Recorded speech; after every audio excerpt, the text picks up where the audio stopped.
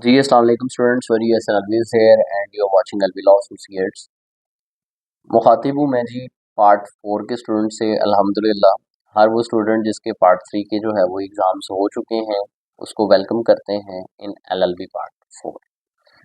इससे पहले कि मैं स्टार्ट करूँ तो मेरा नहीं ख्याल कि मुझे बताने की ज़रूरत है कि हु आई एम, मतलब ख़ास तौर पे जो पार्ट 4 के स्टूडेंट्स हैं उनको तो बताने की बिल्कुल ज़रूरत नहीं है, क्योंकि आपका पार्ट 1 मेरे साथ स्टार्ट हुआ है, पार्ट 2 में आपने मेरे से गाइडेंस ली है, पार्ट 3 अल्लाह का जी तो अल्लाह का शुक्र है कि पार्ट 3 भी जो है वो हमारा जो है वो साथ गुजरा है।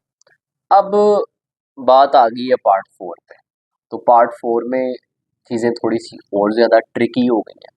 अब वो टाइम आ गया है कि जब लर्निंग बहुत ज़रूरी है। If you want earning in future then आज लर्निंग बहुत ज़रूरी है। ठीक है, ये वो आपके साल हैं जिनमें मेहनत अगर कर ली तो कुछ बन जाएंगे, नहीं करेंगे तो जो है वो 20-20 साल की प्रैक्टिस है लोगों की, नहीं पता व्हाट इज़ लॉ। 20-20 साल की प्रैक्टिस है, नहीं पता कि जुरिस्डिक्शन क्या है, किस तरह से जो है वो अदालतें काम करती हैं, क्या निज़ाम है। मतलब डिग्री है, नॉलेज नहीं है। तो नॉलेज कब होगा? जब पढ़ेंगे। ठीक है, तो आज पढ़ लें, कल काम आएगा। एनी हाउ पार्ट 1, 2, 3 के बाद पार्ट 4 में स्टार्ट करते हैं अपना नया सफ़र। आज की वीडियो में डिस्कस करेंगे कि सब्जेक्ट्स कौन कौन से हैं आपके पार्ट 4 में, और उन सब्जेक्ट्स में पेपर आपका किस किस तरह से बन सकता है, और कोर्स आउटलाइन क्या है, और सिलेबस कवर कैसे होगा। सबसे पहला जो क्वेश्चन आजकल का है स्टूडेंट्स का वो ये है कि सर पार्ट 1 भी आपके साथ गुजरा, पार्ट 2 भी, पार्ट 3 भी, विदाउट एनी डाउट कि कवर आप नहीं करवाना है। ना कॉलेजेस से कवर हो सकता है, ना जो है वो वहाँ से लेक्चर्स नोट्स मिलते हैं, और ना कहीं और से। बातें बहुत ज़्यादा हैं, काम कोई नहीं है। चोरी चोरी चोरी जो लोग कर सकते हैं। ठीक है, तो पता नहीं फिर किस मुंह से कर लेते हैं, और करके जो है वो बड़ा ना एक कॉन्फिडेंट फील कर रहे होते हैं कि अलवी साहब दे नोट्स थे, अलवी साहब दे लेक्चर्स, तो मतलब चोरी करके कॉन्फिडेंट फील कर रहे होते हैं। अपना कुछ लें, अपनी कुछ मेहनत कर लें, अपना कुछ बना लें, तो फिर जो है वो अकड़ लें, फिर जो है वो दिखा लें। एक बंदा है वो मेहनत कर रहा है कर रहा है कर रहा है, उसी की चीज़ें चोरी करनी है, आगे चिपकानी है, और जो है वो अटेंशन सीख करनी, ये तो कोई जो है वो बात नहीं है करने वाली है। तो मेरा ख्याल है कि अपनी मेहनत पे जो आता है अल्लाह ताला उसको नवाजता है। और बाकी कोई क्या कर रहा है, मैं वैसे कोई रिस्पॉन्ड नहीं करता इतना, बड़ी जगह पे मैं देखता भी हूँ, और क्योंकि मुझे पता है कि अल्लाह ताला की ज़ात जो है वो बेहतर जानती है, और वो बड़ी जो है वो इंसाफ करने वाली है, तो मुझे एनी हाउ रिस्पॉन्ड करने की ज़रूरत नहीं है। खैर, बात करते हैं कि सर, क्वेश्चन है कि सर पार्ट 4 के नोट्स या लेक्चर्स ऑलरेडी मोबाइल एप्लीकेशन पे तो अवेलेबल ही नहीं है, वहाँ से तो आप बाइक कर ही नहीं सकते हैं। तो अब क्या सिलसिला होगा? हमेशा की तरह हम क्या करते हैं, सीक्वेंस वाइज स्टार्ट करते हैं। मतलब ऐसा नहीं है कि एग्ज़ाम्स की रातों में जाके हमें जो है वो ख्याल आता है कि बच्चों ने पढ़ना है या ये वो, तो कहीं उधर से उठा के भेज देते हैं, उधर से उठा नहीं। अल्लाह का शुक्र है कि ये वो वाहिद नेटवर्क है जहाँ पे पूरा साल आपको जो है वो स्ट्रगल करने का कहा भी जाता है, और स्ट्रगल की भी जाती है आप लोगों के लिए, फ्रॉम वेरी डे फर्स्ट। ठीक है, पहले दिन से आपके लिए जो है वो जद्दोजहद की जाती है, बताया जाता है, समझाया जाता है, पढ़ाया जाता है, और देन जो है एग्जाम्स नाइट्स में भी इन्हीं चीज़ों में से शॉर्ट लिस्ट करके चीज़ें बताई जाती हैं ताकि बच्चे जो है वो कामयाब हो सकें। एनी हाउ 3 साल का सफ़र बहुत अच्छा रहा अल्हम्दुलिल्लाह। बड़ी जगहों पे जो है वो उतार चढ़ाव आते हैं, लेकिन कोई बात नहीं, आप बच्चे हैं। मुझे अगर भाई भी मानते हैं तो आपका शुक्रिया, बड़ा मानते हैं तो आपका शुक्रिया, मेंटोर मानते हैं तो आपका शुक्रिया, टीचर मानते हैं तो आपका शुक्रिया, कुछ भी नहीं मानते हैं तो फिर भी आपका शुक्रिया। एनी हाउ स्टार्ट कहाँ से करेंगे कि नवंबर जो है वो इंशाल्लाह कोशिश पूरी है कि जो नवंबर स्टार्ट हो रहा है, अभी अक्टूबर जो है वो एंड होने वाला है, नेक्स्ट मंथ जो है नवंबर का है, तो कोशिश करेंगे नवंबर के अंदर हम अपना रेगुलर सेशन जो है वो स्टार्ट करेंगे, जैसे कि हर साल हम करते हैं। उस सेशन की खासियत क्या होती है कि उस सेशन में जो बच्चा एनरोल हो जाता है उसको हम जो है वो बिल्कुल पुरसुकून कर देते हैं एट पीस हो जाता है वो बच्चा। पुरअमन क्यों हो जाता है? क्योंकि उसको डे फर्स्ट से गाइडलाइंस मिलना शुरू हो जाती है। हर दिन उसको जो है वो एक टॉपिक करवाया जाता है, उसका लेक्चर दिया जाता है, उसके नोट्स पढ़ाए जाते हैं, समझाए जाते हैं। एक महीने में उसका एक सब्जेक्ट क्लियर हो रहा होता है। नवंबर में एक सब्जेक्ट, दिसंबर में सेकंड सब्जेक्ट, जनवरी में थर्ड सब्जेक्ट, फेब में फोर्थ सब्जेक्ट, मार्च में फिफ्थ सब्जेक्ट, अप्रैल में सिक्स्थ सब्जेक्ट। तो मतलब से छः पाँच से छः सब्जेक्ट्स होते हैं आपके। इस दफ़ा मेरा ख्याल है 7 है पार्ट 4 में। तो मैक्सिमम मैक्सिमम अप्रैल मई में हम सिलेबस कवर कर लेंगे। एग्ज़ाम्स आपके हो रहे होते हैं जाके अगस्त में, सितंबर में, अक्टूबर में। इस दफ़ा सितंबर अक्टूबर में हुए, तो नेक्स्ट भी सितंबर तक पॉसिबल। तो हम मई में अपना सिलेबस क्या कर लेंगे, ख़त्म कर लेंगे। मई में बिल्कुल फुल फ्लेज एंड बता रहा हूँ। अदरवाइज कोशिश होती है कि मई से पहले ही इंशाल्लाह अप्रैल तक ही कर लेंगे। तो उसके बाद हमारे पास टाइम होता है।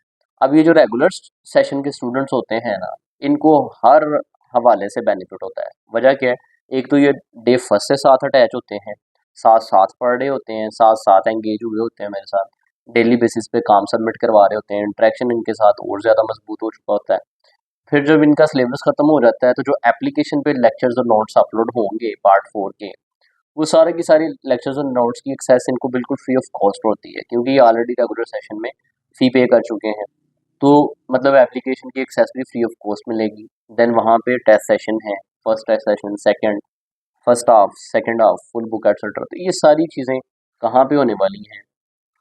थ्रू दिस नेटवर्क होने वाली हैं, अलविदा एसोसिएट एंड अकेडमी के थ्रू होने वाली है। Any how, on the other hand, I will suggest you people कि जो हम प्रैक्टिकल स्किल से रिलेटेड जो है वो कोर्स स्टार्ट करने लगे हैं, जिसमें फैमिली मैटर्स सारे के सारे हम ड्राफ्ट्स भी सिखाएंगे और प्रैक्टिकल वर्क भी बताएंगे कि किस तरह से इसको दायर करते हैं, किस तरह से डॉक्यूमेंट्स अटैच होते हैं, whatever the thing is.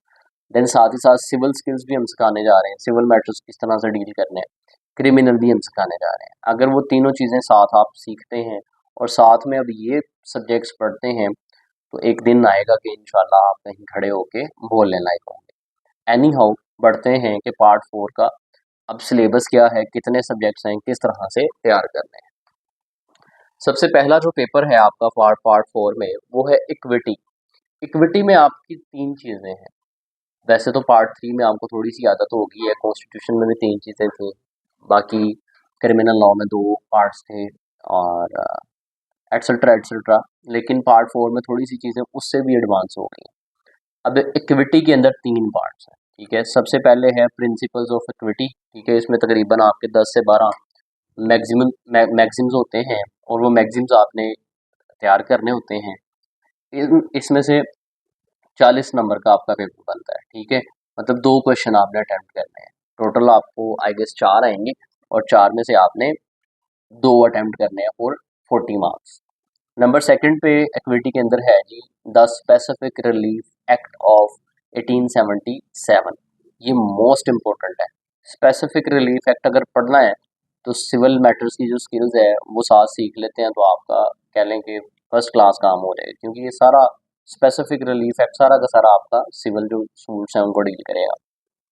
तो ये भी आपके 4 क्वेश्चन आने हैं इसमें से और 2 आपने अटेम्प्ट करने हैं फॉर 40 मार्क्स, ठीक है। तो ये टोटल आपके 80 मार्क्स हो गए। लास्ट में जो पोर्शन है इसमें इक्विटी में ही, वो है द ट्रस्ट एक्ट ऑफ 1882। तो इसमें से आपके 2 क्वेश्चन आने हैं, एक आपने अटेम्प्ट करना है। इस तरह से 40 and 40, 80 plus 20 is equal to 100। ये 3 पार्ट्स मिला के आपका 100 का एक पेपर बनेगा इक्विटी का, सबसे पहला। नंबर सेकंड पे जो आपका पेपर होगा वो होगा law of transfer of property का, ठीक है। Law of transfer of property में अब 3 नहीं 4 चीज़ें, ठीक है। इक्विटी में तो 3 चीज़ें थी, अब लॉ ऑफ ट्रांसफर प्रॉपर्टी में 4 चीज़ें हैं, मतलब 4 पार्ट्स हैं। सबसे पहला जो पार्ट है उसमें से 40 नंबर का पेपर बनेगा। बाकी जो 3 पार्ट्स हैं उसमें से 20 20 20, तो 60 प्लस 40 इज इक्वल टू 100। तो मतलब 4 पार्ट्स आपने तैयार करने हैं 100 नंबर का पेपर हल करने के लिए। तो मतलब है कि क्वेश्चन ज़रूरत से ज़्यादा तैयार करने पड़ेंगे। पार्ट 3 में जैसे जिस सब्जेक्ट में भी 2 से 3 पार्ट्स थे, उसको तैयार करने में मुश्किल आ रही थी, ज़्यादा इंपॉर्टेंट क्वेश्चंस बन रहे थे। इसी तरह अब इसमें देखें कि पेपर नंबर 2 जो है आपका, उसमें 4 टोटल पार्ट्स हैं और उसमें से आपका 100 नंबर का पेपर होना है। तो इसलिए ज़रा इसको ध्यान से देख लें। और चारों ही एक्ट हैं आपके कि the transfer of property act है 1882 का, और इसमें 40 नंबर का पेपर बनना है। द रजिस्ट्रेशन एक्ट ऑफ 1908 है, इसमें से 20 मार्क्स का बनना है। द सक्सेशन एक्ट है 1925 का, इसमें से 20 मार्क्स का बनना है paper. The land acquisition act of 1884 है ना, सॉरी 1894 है, इसमें से भी 20 मार्क्स का पेपर बनना है।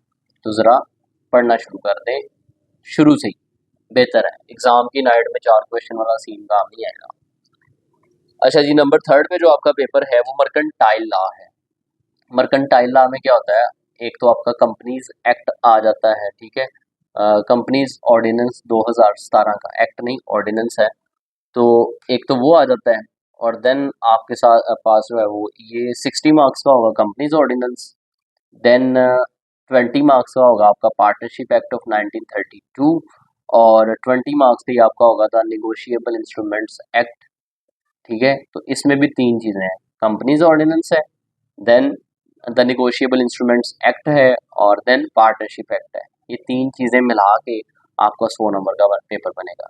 60, 20, 20, ठीक है, टोटल 100। तो ये थर्ड पेपर है आपका।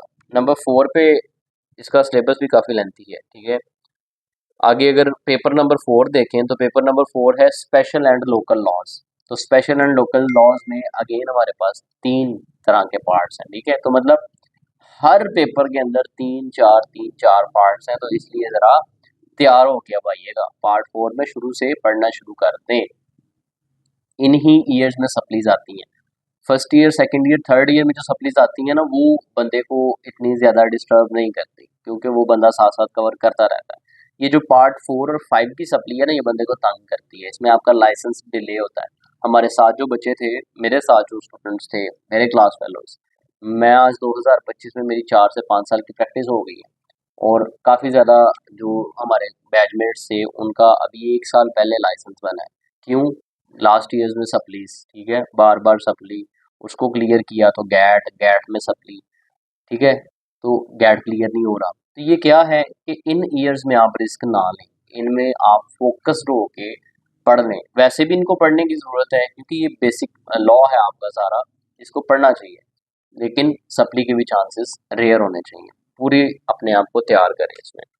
एनी हाउ, क्वेश्चन नंबर जो 4 है उसमें स्पेशल एंड लोकल लॉज है, जिसमें the land revenue act of 1967 है 60 मार्क्स के लिए। Then the preemption act of 1991 है फॉर 20 मार्क्स। और लास्ट पे है the Punjab tenancy act of 1887, और वो भी 20 मार्क्स के लिए। तो ये 3 पार्ट्स बना के इसका भी 100 मार्क्स का पेपर बनेगा। इनका सिलेबस क्या है, इनके मोस्ट इंपॉर्टेंट क्वेश्चंस क्या है, वो फिर हर सब्जेक्ट को जो है वो अलग अलग हम ऑनवर्ड्स डिस्कस करेंगे। फिलहाल हम एक रफ स्केच जो है वो इसका ड्रॉ कर रहे हैं। जो आपका पेपर नंबर 5 है वो है जी इन्वायरमेंटल लॉज। इन्वायरमेंटल लॉज नया सब्जेक्ट जो है वो ऐड हुआ है। इसमें नेशनल इन्वायरमेंटल लॉज हैं और इंटरनेशनल इन्वायरमेंटल लॉज आ जाएंगे। 80 मार्क्स के लिए नेशनल इन्वायरमेंटल लॉज आ जाएंगे, और 20 मार्क्स के लिए जो है वो इंटरनेशनल इन्वायरमेंटल लॉज आ जाएंगे। कुल मिला के ये भी 100 नंबर का पेपर होगा आपका। ऊपर वाले में पोर्शन में से 4 क्वेश्चन अटेम्प्ट करने होंगे, नीचे वाले में से एक करना होगा। लास्ट पे जो, लास्ट नहीं बल्कि 7 सब्जेक्ट्स होंगे आई गेस। ये पेपर नंबर 5 था। पेपर नंबर 6 है हमारे पास, ये काफ़ी ज़्यादा उसका ही था सिलेबस, और ये पेपर नंबर 6 है साइबर लॉज के रिलेटेड। तो साइबर लॉ भी हमारे टाइम पर नहीं था, ये भी आपकी अभी जो कोर्स आउटलाइन चेंज हुई थी in the year of 2023 I guess, उसमें जो है ये ऐड किया गया है आपके पार्ट 4 में साइबर लॉज। इसमें भी आपका जो है वो मेरा ख्याल है सीधा सीधा 100 नंबर का पेपर है, जिसमें 10 क्वेश्चन आएंगे, 5 अटैम्प्ट करने होंगे, ये इसको देख लेंगे।